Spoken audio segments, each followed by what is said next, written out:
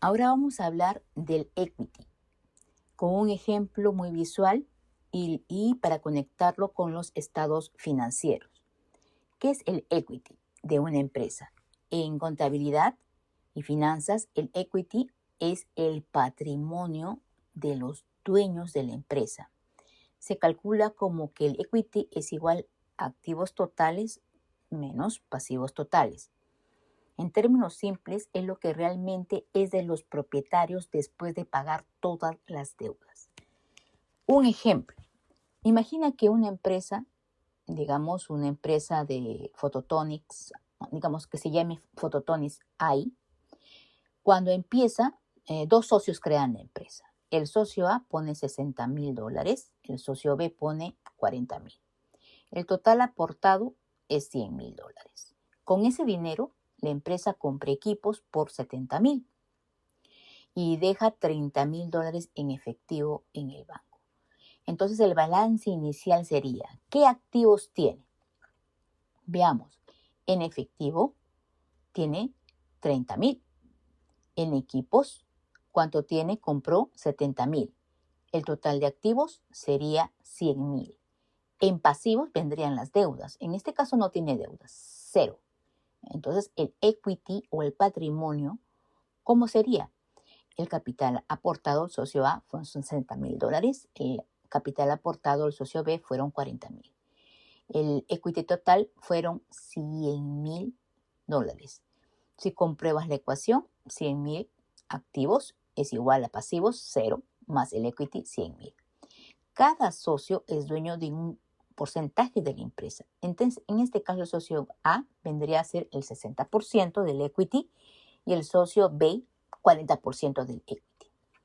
Ahora, ¿qué pasa al cabo de un año? Supongamos que en el primer año la empresa vende soluciones fotónicas, digamos, por $200,000.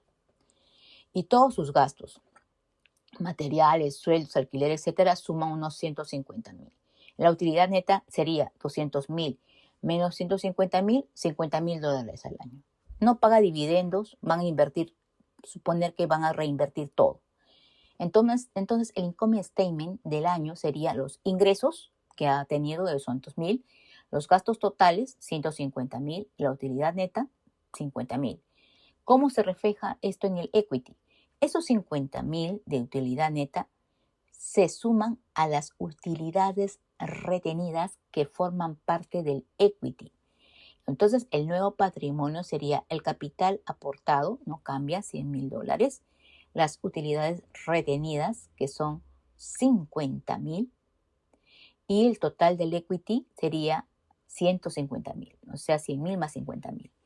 Esto significa que si la empresa no tiene deudas, los activos es igual al equity y en este caso es igual a 150,000. Ahora, cada socio ahora tiene un equity con más valor económico. El socio A, que aportó el 60%, tendría el 60% de 150,000, tendría 90,000. Y el socio B, que tiene el 40% de 150,000 sería 60,000. El equity de cada uno creció gracias a las utilidades retenidas. Ahora, vamos a meterle deuda al ejemplo. Ahora supón que al comienzo del segundo año la empresa pide un préstamo bancario de $50,000 para comprar más equipos. Compre equipos adicionales por $50,000. La caja no cambia. Entra $50,000 de deuda, salen $50,000 para comprar equipos. Nuevo balance. Activos. Efectivos, $30,000. Equipos, $120,000. 70,000 iniciales más los $50,000 nuevos. Total de activos, $150,000. Pasivos. Deuda bancaria, $50,000. El equity sigue siendo $100,000 de capital más $50,000 de utilidades retenidas, $150,000. Activos, $150,000 es igual a pasivos, $50,000 más el equity. Entonces, aquí se ve muy claro que el equity no aumenta por pedir deuda. El equity aumenta solo con nuevas aportaciones de los socios, más capital y utilidades que se queden dentro, no pagadas como dividendos. El equity en esta forma se puede dar cuenta ustedes que A veces el equity no te dice realmente todo lo que necesitas saber de la empresa. Resumiendo, ¿qué te dice el equity y qué no te dice? Lo que sí te dice el equity en el balance es que el patrimonio neto es la parte de la empresa que pertenece a los accionistas, activos menos pasivos. Esto te permite ver quién está financiando la empresa, cuánta financiación viene de los dueños, el equity, versus los acreedores, deuda. Una proporción alta de equity suele implicar menos riesgo financiero. Si la empresa ha acumulado valor contable, las utilidades retenidas crecientes indican que históricamente el negocio ha generado beneficios que se han reinvertido. Y el equity te dice la base de ratios clave. Después vamos a hablar específicamente del ROE, que es la utilidad neta entre el equity medio. Este va a medir la rentabilidad que obtiene la empresa sobre el capital de los accionistas. Y el equity te da un colchón frente a pérdidas. Un equity robusto actúa como un amortiguador ante años malos. Y si esas pérdidas se comen el patrimonio antes de afectar a los acreedores. En startups y rondas privadas, el equity también dice qué porcentaje de la empresa posee cada socio y cómo se reparte el control económico. Ahora, ¿qué no te dice el equity? Sus límites. El equity por sí solo no te cuenta toda la historia, no te dice el valor del mercado de la empresa. El equity es un factor contable. El market cap puede ser muy distinto, más alto en negocios de alto crecimiento con intangibles fuertes, o sea, las expectativas del futuro. No te revela la calidad del negocio.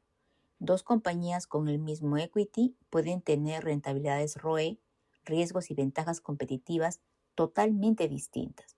No muestra la liquidez ni generación de caja. Puedes tener mucho equity y sin embargo un flujo de caja operativo débil que solo se ve en el cash flow y en análisis del working capital. No recoge también bien los activos intangibles creados internamente, como la marca, el know-how, el software propio, las culturas, los clientes fieles, casi nunca están reflejados a valor económico real en el equity contable. No distingue entre equity sano y equity inflado. Mucho equity puede venir de grandes ampliaciones de capital con baja rentabilidad, el goodwill por acciones sobrepagadas. ¿Cómo analizarías tú el equity? El equity es el punto de partida, no de llegada. Lo usas para evaluar la solidez financiera y el apalancamiento, la estructura de capital, la deuda versus el equity. Lo combinas con las cuentas de resultados para ver el ROE y la creación de valor sobre patrimonio y lo complementas con el estado de flujo de caja para ver si esa rentabilidad sobre el equity se traduce en caja real. Vamos a verlo esto con un ejemplo. Vamos a dar el ejemplo del equity de NVIDIA. NVIDIA reporta un patrimonio, un equity de aproximadamente 79.300 millones de dólares en su último año fiscal 2025. ¿Qué significa esto? Contablemente el equity sería 79.3 billones, activos totales menos pasivos totales. Ese número es el tamaño de la torta contable que pertenece a los accionistas comunes y preferentes. ¿Qué te dice ese equity de NVIDIA? Con ese dato puedes inferir varias cosas. La empresa ha creado mucho valor contable en poco tiempo. El equity de NVIDIA se ha multiplicado brutalmente en pocos años. 22.1 billones en el 2023, 43 billones en el 2024 y 79.3 billones en el 2025. Es decir, ha ido creciendo más del 80-90% interanual recientemente. Tiene un colchón de patrimonio muy grande, incluso con mucho stock de pérdidas de varios miles de millones, no destruiría totalmente el patrimonio y el buffer para acreedores es amplio. Permite calcular rentabilidad sobre el patrimonio, el ROE. Si el ROE es muy elevado, te dirá si la empresa genera retornos extraordinarios sobre el capital de accionistas. Y te ayuda a ver la estructura de capital. Comparando el equity con la deuda total, puedes estimar el apalancamiento, deuda con equity, y si la compañía se financia principalmente con capital propio o con deuda. En el equity de Nvidia te dice que es una empresa con gran base de capital propio, se ha ampliado muchísimo el patrimonio de los accionistas en pocos años y te da materia prima para analizar la solvencia y rentabilidad sobre el capital. ¿Qué no te dice ese equity de Nvidia? ¿Qué no te cuenta ese 79.3 billones? No te dice cuánto vale Nvidia en el mercado. El market cap de Nvidia es muchísimo mayor que su equity contable. Los inversores están pagando múltiplos muy altos sobre el patrimonio, mayor que 1. Después vamos a analizar esos datos, porque descuentan que crecimientos, monopolios temporales en IA, ecosistemas. No te dice la calidad de ese capital. Puede contener mucho goodwill, intangibles por adquisiciones que podrían deteriorarse en el futuro. No te dicen entre activos hiperproductivos, ecosistemas de desarrolladores, IP y partidas poco rentables. No te muestra el poder de generación de caja. No te dice si el negocio genera free cash flow abundante hoy. Eso solo lo ves en el estado de flujos de efectivo. Nvidia en particular tiene un CFO y free cash flow enormes, pero eso lo deduces del cash flow, no del equity. No captura el bien del valor de intangibles vivos, marca, red de desarrolladores, ecosistema de IA, software propietario, barreras de entrada en chips avanzados. Casi nada de eso está valorado a precio de mercado en el equity contable. No te dice nada de la valoración relativa ni del riesgo de múltiplos. El equity que ha crecido tanto no te dice si el mercado ya descontó 10 años de crecimiento y el activo cotiza a múltiplos insostenibles o si aún está barato. Eso requiere mirar otras fórmulas para comparar.